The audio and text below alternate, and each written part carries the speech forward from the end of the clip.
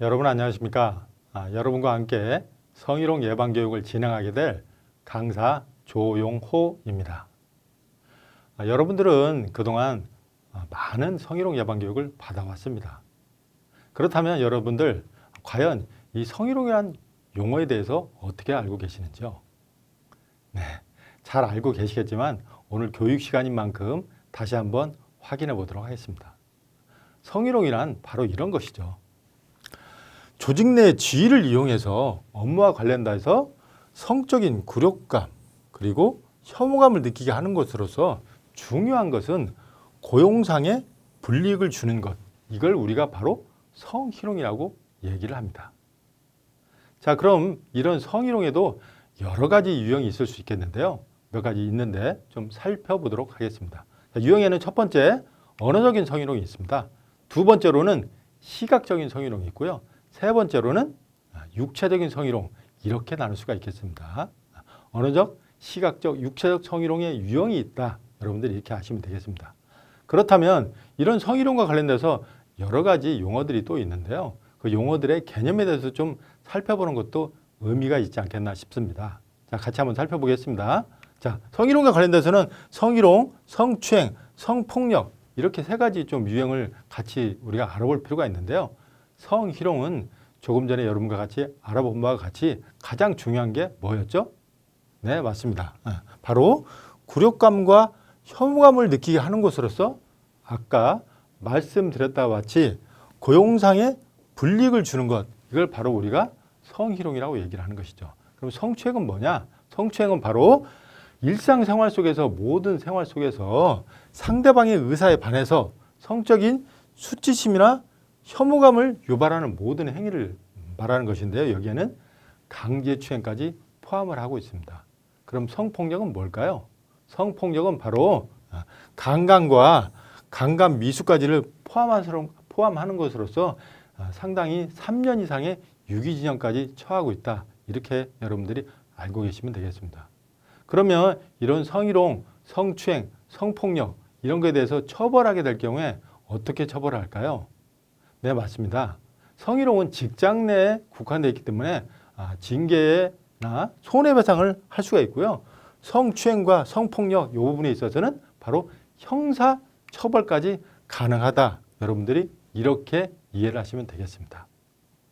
자, 그러면 이런 성희롱에 있어서 이제까지 말씀드렸을 때 피해자의 주관적인 감정, 즉 굴욕감과 혐오감을 느끼게 되면 성희롱이다 이렇게 말씀을 드렸는데, 그러면 이게 직장 내에 국한되지 않고 직장 밖으로 나와서 법적인 잣대를 들이댈 필요가 있다. 이럴 때는 어떻게 해야 될까요? 법관은 과연 어떻게 어떤 부분을 참고로 해서 판결을 내려야 될까요? 네, 그럴 때 참고하는 것이 있습니다. 무엇이냐면요, 바로 이런 것들이죠. 합리적인 인간의 관점이라고 해서 피해자와 같은 성을 가진 사람이라면 함께 느끼고 어떻게 반응했는지를 고려해서 법관은 판결을 내린다는 것입니다. 다시 한번 정리해서 말씀을 드리면 직장 내에 있어서 성희롱이라 한다면 피해자가, 즉 누군가가 나의 말과 행동으로 인해서 굴욕감과 혐오감을 느꼈다면 성희롱이 되는 것이지만, 그것이 법적인 잣대를 들이대는 경우가 됐을 때는 바로 피해자와 같은 성을 가진 사람이 어떻게 느끼고 반응했는지를 함께 고려한다. 여러분들이 이렇게 이해하시면 되겠습니다. 자, 그렇다면 이 성희롱이 우리가 알고 있기에는 일상생활 속에서 일어나는 일들이다 이렇게만 생각을 하고 있는데, 사실은 알고 보면 그 안에 갑을관계 그리고 권력관계 속에서 매우 많이 발생되고 있다는 것입니다. 좀 더 자세히 살펴보도록 하겠습니다. 자, 여러분들 2017년도 타임지가 선정한 올해의 인물로 누가 선정됐는지 혹시 아십니까? 네, 2017년도 타임지가 선정한 올해의 인물로 누가 됐냐면요, 바로 내가 오랫동안 마음속에 갖고 있던 상처, 성희롱, 성추행으로 입었던 상처를 사회에 용기 있게 얘기했던 그런 여성들이 2017년도 타임지가 선정한 올해의 인물이 되었다는 거 아니겠습니까? 우리가 알고 있는 미국 사회는 굉장히 개방적이고 그리고 민주적인 사회로 알고 있지만 그 안에 있어서도 많은 여성분들이 자신의 아픔을 얘기하지 못했는데 그런 부분을 얘기하면서 그 얘기조차가 그만큼 영향력이 컸기 때문에 2017년도 타임지가 선정한 올해의 인물이 됐다는 거 아니겠습니까? 이런 일반 여성 말고 우리가 잘 알고 누구나 알고 있는 세계적인 스타들도 있는데요. 그런 스타들도 사실은 신인 배우 시절에는 그들의 영화 출연의 결정권을 갖고 있는 영화 제작자한테 수많은 성희롱 성추행을 당했고 이 남성 CC인 이 영화 제작자는 한두 명의 여성 연예인들이 아니라 수백 명의 영화 지망생들을 성희롱 성추행했다고 그렇게 밝혀졌습니다. 그만큼 이 성희롱이라 하는 부분이 권력관계 속에서 노출이 되었다는 것이고요. 이런 부분을 좀 통계로 살펴보게 되면 직장 내 성희롱에 있어서는 10건 중에서 6건이 직장 상사에 의해서 일어났다. 이런 통계 자료가 있습니다. 그리고 국가인권위에서는 성희롱이라 하는 것은 친밀감의 표시가 아니고 권력관계 속에서 발생하는 성차별이자 성적 괴롭힘이다. 이렇게 얘기를 하고 있습니다. 그만큼 성희롱이라 하는 것은 우리가 권력관계 속에서 발생되는 그런 일들이다. 이렇게 여러분들이 아시면 되겠습니다. 자, 그러면 이거에 관련돼서 좀 국내 몇 가지 사례를 살펴보도록 하겠습니다. 첫 번째, 지난 2018년도 우리가 잘 알고 있는 여성 검사가 TV 뉴스 프로그램에 나와서 본인의 8년 전에 성추행 얘기를 얘기했던 적이 있습니다. 우리는 그 뉴스를 보면서 깜짝 놀랐습니다. 왜냐하면 검찰이라는 조직 속에서 검사라고 하게 되면 서슬이 펄한 검사인데도 불구하고 사실은 그 검찰이라는 조직 내에서는 일반 직원에 불과했기 때문에 권력관계 속에서 그 검사는 성추행에 노출될 밖에 없었다고 뉴스 프로그램에 나와서 얘기를 했던 것이죠.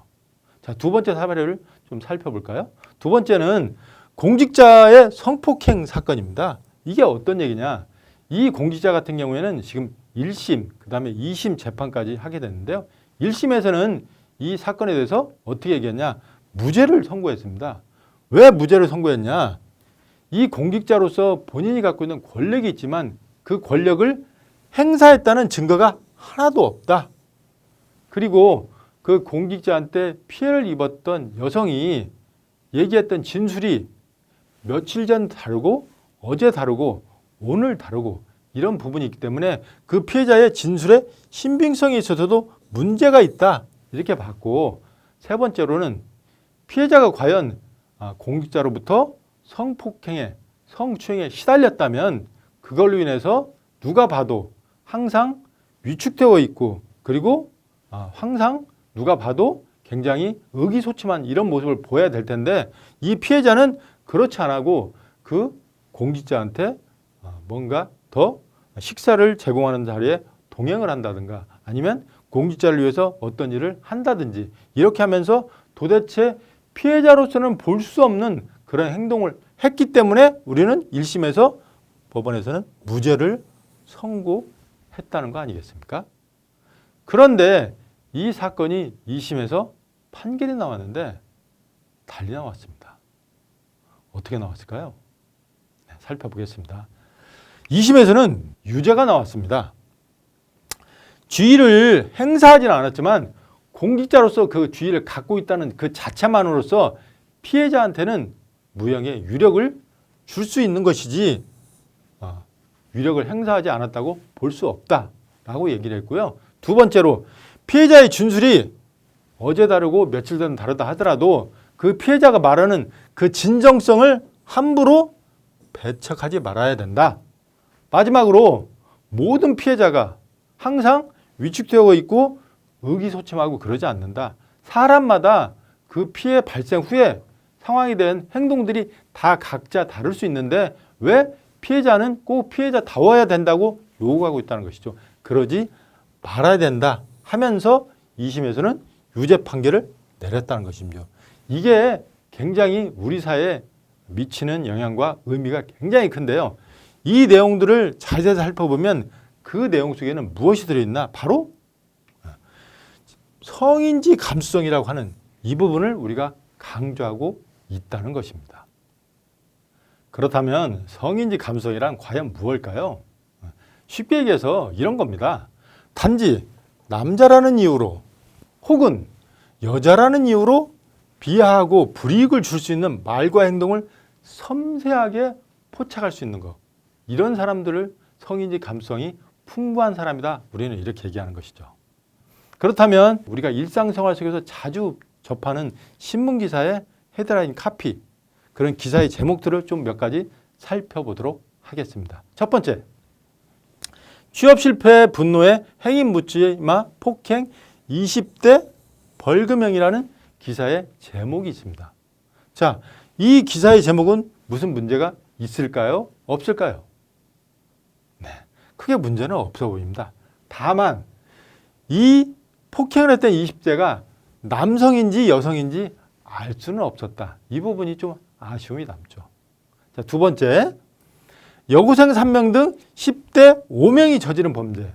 여고생 3명 등 10대 5명이 저지른 범죄. 그렇다면 여고생 3명을 제외한 나머지 2명은 남성일까요? 여성일까요? 남성일 확률이 매우 큽니다. 그리고 그 남성 2명이 주범일 확률이 더 큰 것이죠.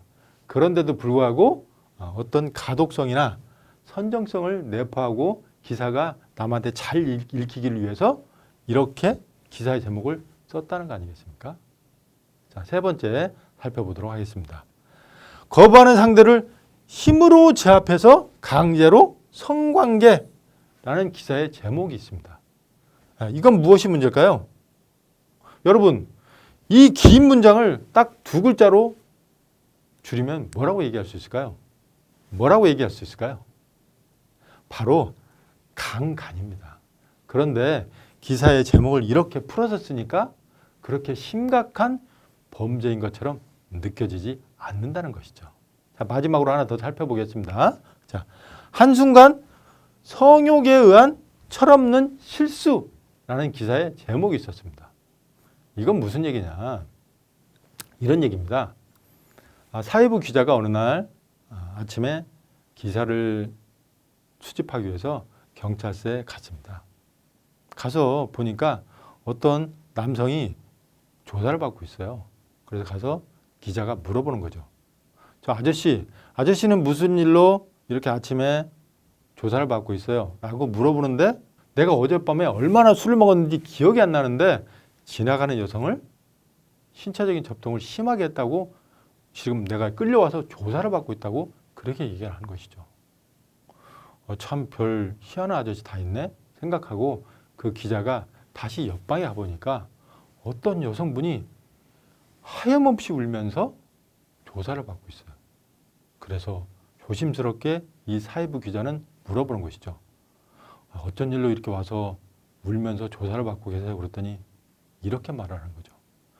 어젯밤에 제가 집에를 가는데 어떤 이상한 아저씨가 막 술이 이만큼 많이 먹고 저한테 막 신체적인 접촉을 너무 심하게 해서 제가 지금도 심장이 두근거리고 가슴이 벌렁벌렁해요.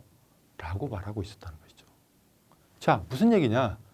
처음에 만났던 아저씨가 가해자고 하염없이 울고 있는 이 여성분이 피해자였다는 것이죠. 그런데 기자가 누구의 입장에서 기사를 쓴 거죠? 피해자의 입장에서 기사를 쓴 게 아니라 가해자의 입장에서 기사를 썼기 때문에 누가 보게 되면 그렇게 심각한 범죄인 걸로 느껴지지 않는다는 것이죠.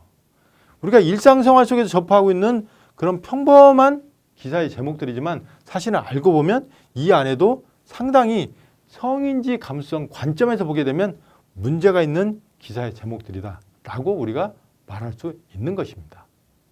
자, 우리 일상생활을 좀 살펴볼까요?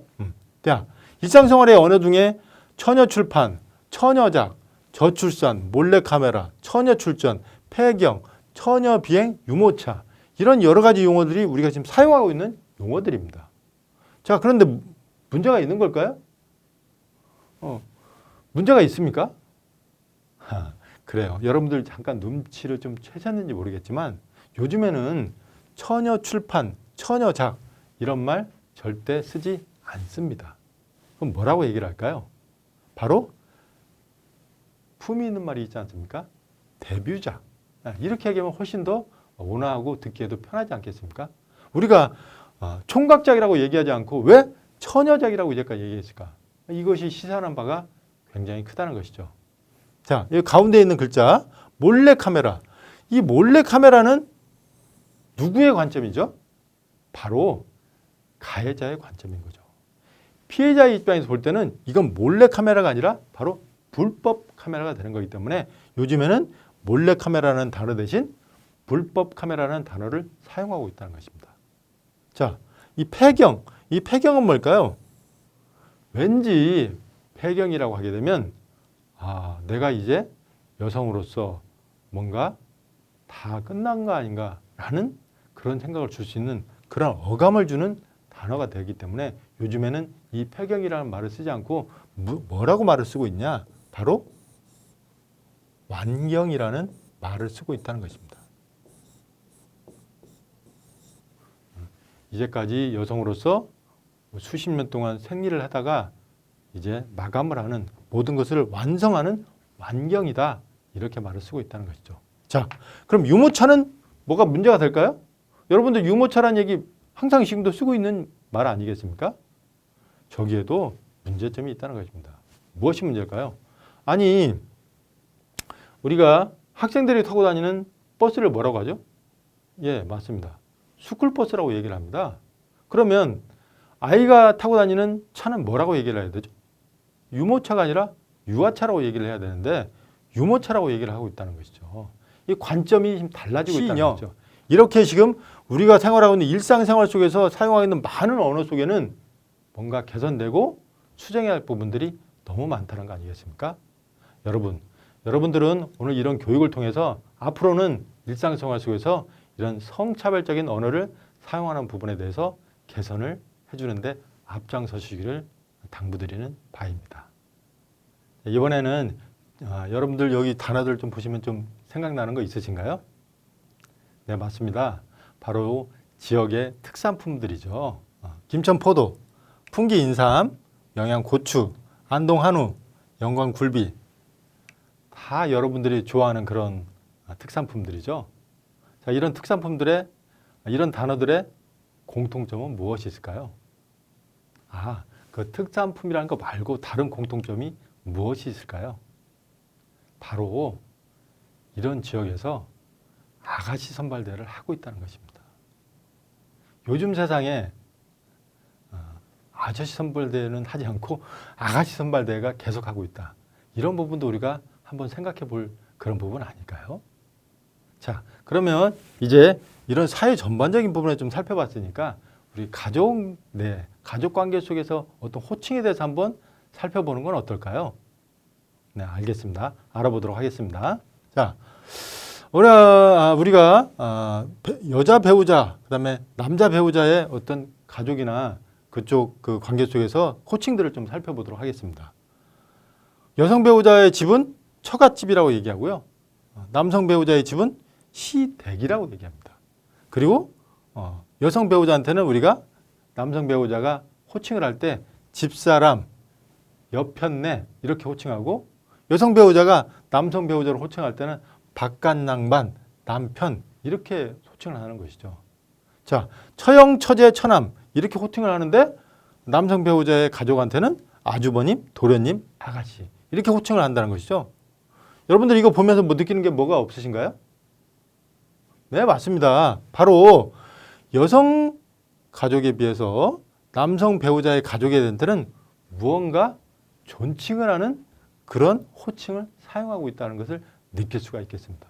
자, 그렇다면 만약에 이거 잘못됐네 라고 생각을 들어서 그러면 남성 배우자의 이런 가족들에 대한 호칭도 여성 배우자처럼 조금 편하게 호칭을 하게 된다. 그럼 어떤 호칭이 나올 수 있을까요? 한번 볼까요? 네. 처갓집. 이 처갓집 부분은 편하게 호칭하면 어떻게 할까요? 어떻게 호칭할 수 있을까요? 시갓집. 조금 전에 우리가 시댁이라고 했지만 사실은 여성 배우자와 똑같이 얘기한다면 시갓집이 된다는 것이죠. 그 다음에 집사람, 바깥사람, 남편네, 처형, 시형, 시제, 시녀 이렇게 불러야 되는데 여성 가족한테는 하대를 하고 남성 가족한테도 하대를 한다. 뭔가 우리가 지금 어색하다는 느낌이 들게 되죠. 자, 이렇게 해서는 또 앞뒤가 맞지 않고 우리가 뭔가 공손한 존칭이라고 볼 수는 없겠죠. 그래서 저는 이런 호칭들이 앞으로 좀 개선이 돼야 된다고 생각을 하면서 이렇게 한번 바꿔봤습니다. 처가댁, 시가댁, 안쪽 양반, 바깥 양반, 똑같이 배우자의 윗사람은 형제의 윗사람은 아주버님, 그 다음에 아가씨 도련님, 그 다음 배우자의 동생이나 여동생은 도련님 아가씨므로 같이 이렇게 호칭을 하게 된다면 우리가 좀 더 성평등하고 그 다음에 양성이 평등한 그런 조화로운 호칭을 쓰는 그런 문화가 앞으로 되지 않을까라는 생각을 해보는데 여러분들 생각은 어떻습니까? 앞으로 좀 이렇게 개선이 되기를 바라는 마음에서 여러분과 같이 좀 알아봤습니다. 자, 이제 이번에는 이렇게 이제까지 여러 가지 부분에서 말씀을 드리고 일상생활 속에서 성인지 감수성이 얼마나 중요한지까지 말씀을 드렸는데 이런 성인지 감수성이 어디에도 들어가 있냐? 바로 법령에 개정을 할 때도 그런 부분들이 가만히 되고 있는데요. 지난 2013년 6월 19일 날 법이 개정되면서 강간 피해자에 대한 대상이 그 전까지는 부녀라고 이렇게 돼 있었는데 이 부분이 이제 바뀌었다는 것이죠. 어떻게 바뀌었을까요? 바로 이제 강간이라는 피해자가 여성한테만 강간의 피해자가 될 수 있는 게 아니라 남성, 여성 공이 강간의 피해자가 될 수 있기 때문에 바로 사람을 강간한 자를 강간 피해자로 봤다는 것이죠. 이렇게 이제 강간 피해자의 대상이 확대가 되었다라고 이제 말씀드릴 수 있겠습니다. 자, 두 번째로 개정된 법률 중에서 중요한 부분은 친고죄가 폐지됐다는 것이죠. 이게 무슨 얘기냐? 이제까지는 쌍방 간에 합의를 하게 되면 수사와 재판이 종료가 돼버렸는데 이제는 합의를 했다 하더라도 그 형의 양형에만 반영이 되지 수사가 종결되는 이런 친고죄가 있지 않고 폐지가 돼버렸다. 이런 부분이 굉장히 개정된 법률에 있어서 중요한 부분이라 할 수 있겠습니다. 이제까지 성희롱과 관련돼서 다양한 분야에 대해서 여러분과 같이 얘기했습니다. 성희롱과 관련된 용어의 개념 그리고 성희롱이라고 하는 부분이 굉장히 권력관계 속에서 발생되고 있는 부분이 있다. 그리고 우리 일상생활 속에서 많은 부분에 있어서 개선될 필요가 있는 부분들이 있다는 부분을 같이 한번 알아봤습니다. 자, 여러분 그렇다면 이런 직장 내 성희롱에 있어서 만약에 발생이 됐다면 나한테 그런 일이 생겼다면 내가 그런 일을 접하게 됐다면 나는 과연 어떻게 이 부분을 풀어야 될까요? 오늘 그거에 대한 해법을 여러분한테 드리고자 합니다.